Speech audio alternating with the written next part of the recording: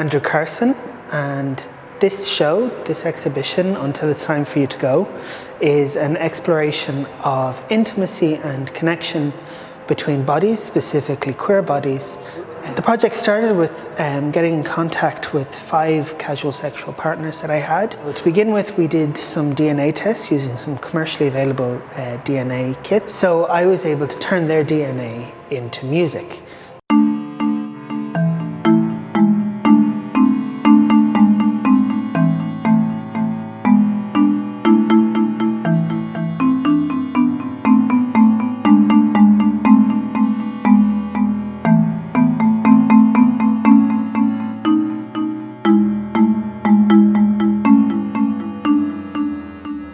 What I did was, your DNA is constructed of 4 basic nucleotides, each of which is assigned a letter, T, G, A, and C.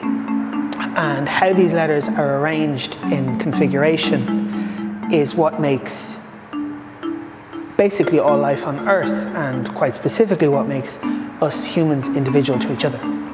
So assigning specific notes to each of these 4 points, I was able to create a very, very basic melody, which I then used a computer algorithm, a HTML program, to harmonize.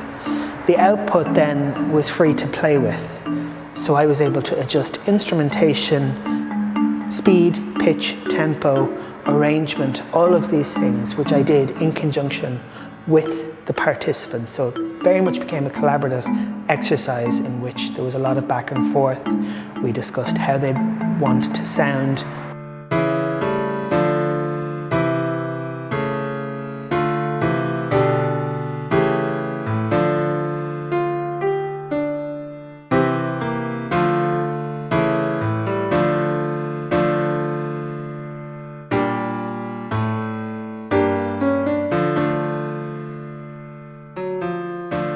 I use music a lot in my work, not physically just as bodies and pieces of work, but also as a sort of a bounding area. So a lot of my work starts with the development of maybe a playlist, using songs like Buffy St. Marie, Until It's Time For You To Go, or in the previous exhibition, Love Song to a Stranger by Joan Baez.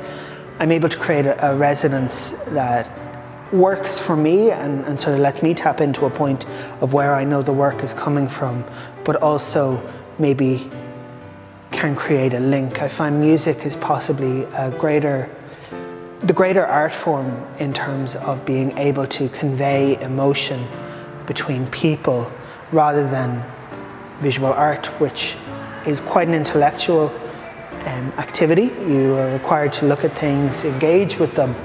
Whereas music is, I guess, more visceral. Everybody hears music and it's temporarily bound in with moments of where you were and when you were when you heard that song, who you were with, what it reminds you of, and then it is able to be replicated. And again, it's in that replication, with these drawings, it's the constant replication and the mimetic nature of the work that I guess really interests me.